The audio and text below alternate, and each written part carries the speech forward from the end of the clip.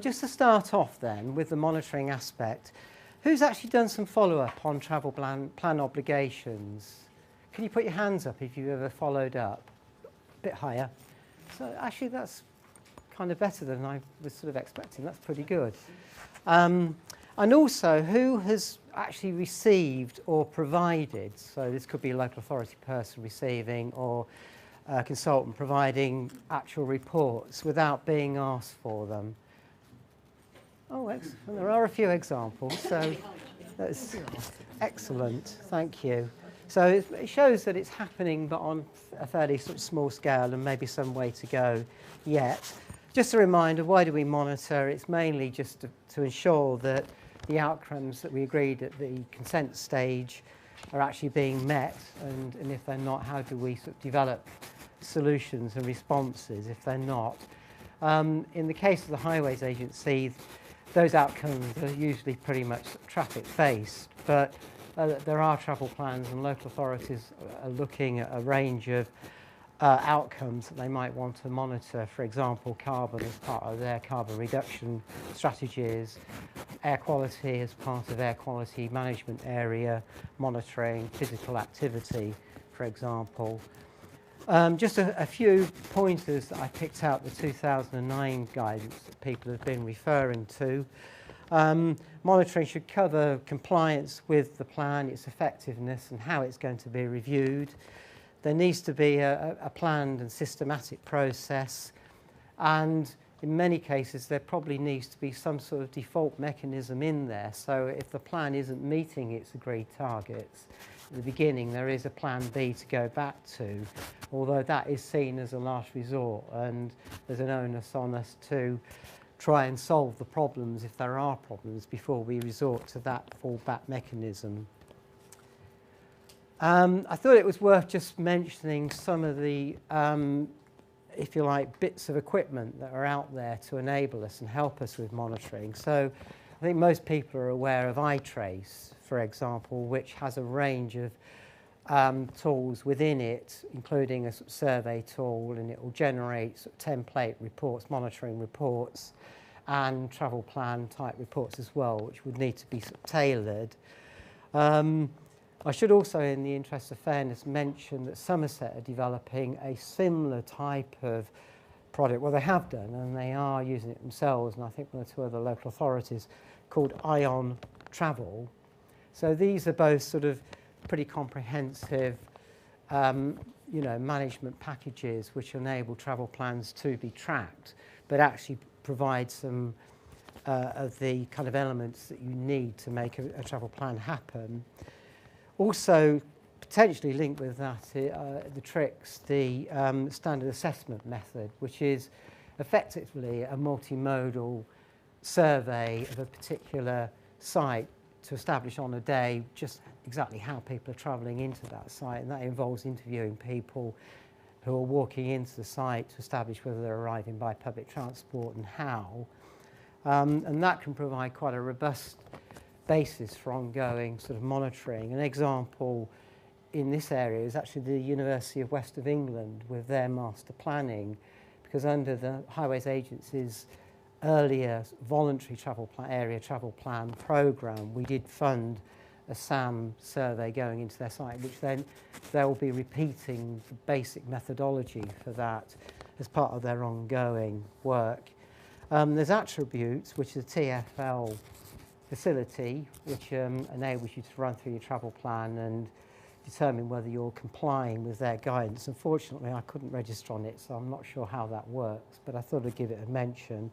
And increasingly, there's stuff coming through the BREEAM guidance as well. There's just a reference there to multi-residential scheme development, which gives a kind of scoring basis for travel plans relating to those types of developments. So, what is behind this particular slide is I'm very aware that there's a general expectation when people write travel plans that annual full sort of travel plan monitoring is seen as the norm, and often you'll see travel plans being submitted and the developer will sort of commit to do that and will commit to some element of travel plan coordinated time. But I am sort of questioning whether we, in fact, and I see a lot of local authority guidance ask for that as well. Do we actually need to have full travel plan surveys on an annual basis? Because it seems to me that it's quite a time-consuming exercise. It enables a big tick to be made in the box, but does it actually give us a lot of added value in practice? Are things going to change that much from year to year? And there's also the whole question of are the results representative? And I don't think I've ever seen a single piece of reporting which has done any kind of statistical analysis to try and establish what the confidence intervals are for the mode splits being generated through the travel plan. So I'm sort of questioning whether we need to really keep pushing for that. The coordinator's going to have a lot of things to do. Isn't it better that they focus on the implementation of the travel plan? And one of the things from a highways agency perspective is looking at the impact on, in terms of longer journey trips. So if you're doing an overall survey which is giving you mode splits, what you don't really know is how that's distributing across the network. And I haven't seen any surveys at all, apart from those I've been involved in, he says modestly, that actually ask people about specific junctions and routes that they go through. So I'm not alone in this, but increasingly pushing towards the use of automatic counters as a way of monitoring new developments. There can be some practical issues of that if there's through traffic, for example. Although with larger developments, it's usually possible to identify self-contained areas that you can monitor within the site, so that might be a way of doing it. And if there are particular journeys or junctions that we're concerned about, then they may need to be supplemented with occasional turning counts. And there's obviously the option or the opportunity to put in loops at the development stage. And linked with that, perhaps a greater use of snapshot surveys, really just asking people, how did you travel to work today, maybe their postcode, and leaving the full surveys perhaps for more important stages in the build-out of the development. And I was just going to mention Bristol City Council, Anne Keen's here, the big commuter count, which is done on an annual basis. And, for example, ensuring that all development schemes are tied into those types of annual surveys. That's just a one-day snapshot. And I know that other local authorities do similar things, where they get a one-day snapshot. And there's various ways of setting up those surveys for Survey Monkey and Lime Snap, for example, and obviously making sure that it's the appropriate time of year to carry out those surveys. So one of the points I wanted to make as well is, because I think often this gets missed in travel plans I see, is tying in the reporting on the outcomes coming from the travel plan with logical stages in the development. So again, it's going back to this point, well, we don't really need annual full surveys, but we probably do at certain stages of the development. You might say, well, if you've got a couple of thousand dwellings, you might identify 3 or 4 points in that development, and that might be tied in with the fail-safe issue that we talked about, trigger points, potentially, if targets aren't being met at that point. But I do find that very often with travel plans that I look at is, have to go back, sometimes to the local authority and certainly often to the developer and say, well, actually, it's no good just saying there's going to be a full survey annually. We need to tie it into a more kind of structured approach into understanding what's going on with the development.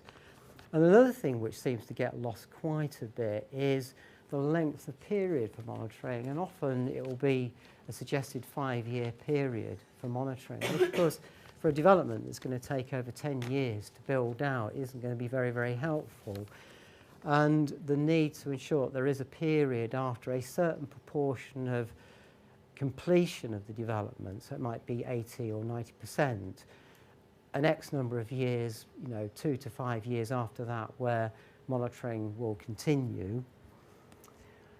And then just a few other little things I was going to mention. Use of novel survey methods. I was going to pinch one of Richard's ideas, actually, because one of things we get with, say, hospitals, for example, is how do you get travel information back from visitors to the hospital, the people going into the hospital.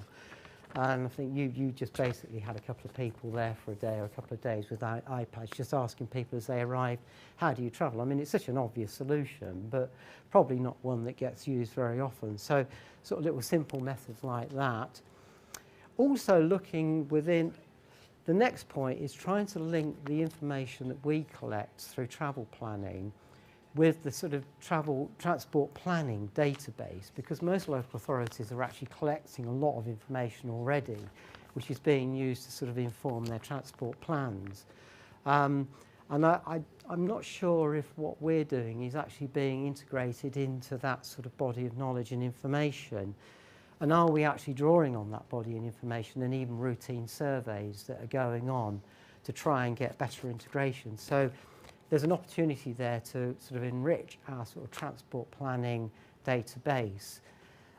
And we ought to be trying to do that. I'm not sure if it happens at the moment. Maybe that's another hands up one. Do people link up?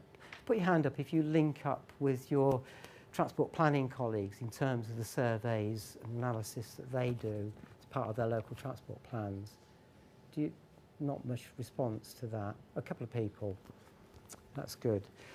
The next point was just this thing about earning income from your monitoring services. So thinking about iTrace, for example, there are several. We formed a Southwest consortium of 6 local authorities, which so far, and the Highways Agency sort of coordinated this, so we're actually able to buy iTrace in bulk, get economies of bulk purchasing effectively, and we also access some grants as well, which sort of push down the cost quite considerably for the individual local authorities. And some local authorities are using those services now within iTrace to charge a monitoring fee, so it's helping to pay for their posts. So that's something else that hopefully people could look at. North Somerset Council have developed supplementary planning guidance, which is quite explicit about how this works. I'm aware of Swindon, for example, where they've done it pretty much on informal guidance, and they're still being able to secure some payments towards their monitoring services. So moving on to the second part, there's a couple of, and this is about collaboration, trying to work in an active way with developers to try and make things happen, demand management solutions. So I'm going to do a couple of case studies, both of which happen to be in Wiltshire. The first one relates to a place called Royal Wootton Bassett, which is a sort of medium-sized town southwest of Swindon. It generates a lot of commuting traffic into Swindon, which passes through junction 16 on the M4 and creates intensity. Every time there's a new application approved there, it intensifies the pressure on that junction. And they do develop their own travel plans, but they're going to be quite limited because a lot of these sites are actually sort of only 50 or 100 or 200 houses. So the idea, and I think it relates to the trip banking idea, is how do we take out wider trips? And we looked at the sort of various kind of options available for doing that, and J&P were involved in doing that assessment about 18 months, 2 years ago, and we came out wanting to sort of promote personalised travel planning. So the idea was that for every sort of 100 houses development, there would be a sum of money which would pay for personalised travel planning in a wider area, but also a cycle and pedestrian route connecting the town into Swindon and linking in with the cycle network in Swindon, because it's only about 3 miles. It's a very, very cyclable distance, but the conditions on offer there just deter any real cycling at all. You'd have to be quite an experienced cyclist to do it. We've developed a planning protocol with Wiltshire, and Laura Gosling is here from Wiltshire. She's been very much involved in that, and we've been working with Swindon on that. So the idea is, as applications come in for housing, we can try and secure contributions towards personalised travel planning and the cycle route. Ironically, since we got that protocol, I don't think we've had any applications, but we are expecting more to happen. But I think this is how sort of ideas can come from travel planning that then try to feed into the wider transport planning framework. So in terms of the cycle route, there's been an assessment of cycle and walking route options, and Sustrans are now quite involved in it and have taken quite a lot of ownership for this route. So it's come from nowhere. It wasn't even an identified sort of desire line just 3 years ago, and we're now getting to the point of a route where they're negotiating the land and having some success with some of the landowners. And we're actually doing a public consultation in Wharton Bassett in July on this, I think, aren't we, Laura? Where are you, Laura? Yeah. So that was the first case study, and then the second one is Salisbury, and that relates to, how am I doing for time? Yeah, got a couple of minutes. That just relates to a small development in a major retail park area, and the TA identified the need to remove 63 trips, 108 trips, you can see, a certain amount of cycle infrastructure. The solution that came up with there was to form a TMO with 3 years funding, and again the whole purpose would be to take out trips from the surrounding area. We haven't got the full TMA yet. We needed to get some momentum going before that happened, but we've got quite a good sort of steering group of ourselves, Wiltshire and Liddell, and we've been sort of trying to test a number of possible solutions, and some have been more successful than others. We've got a fallback, which is that Liddell would actually fund a shuttle bus service running from some residential areas into the retail park if all else fails. But that could be a sort of fairly heavy-handed way of doing it, and it does run the risk that you've got a fairly empty bus running around, which is annoying people. So what we try to do is look at a series of other measures and try and take out trips through a range of measures. And the one that's looking quite positive at the moment is building on, Wiltshire have invested in a new park and ride service, 505, coming in from a place called Petersfield along this corridor. And it's actually saying, well, all those people who live in the central area and around the central area of Salisbury who are driving out to this retail estate during those peak times, can't we encourage them to use the park and ride service in the reverse direction, which is obviously good for the economics of the park and ride service as well. So of those figures that I quoted a bit earlier, I think we think about 40 to 60, which sounds like not many trips, but in terms of what is set as a target, we're about halfway there. So with the shuttle back buses, the fallback if we need it. So hopefully, I mean, that's pretty much a quick run through.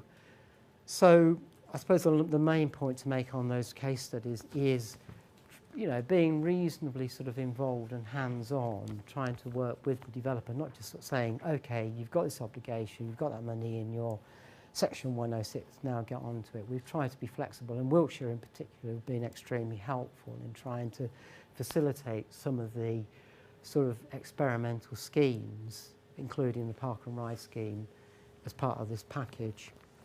So I think that's basically it.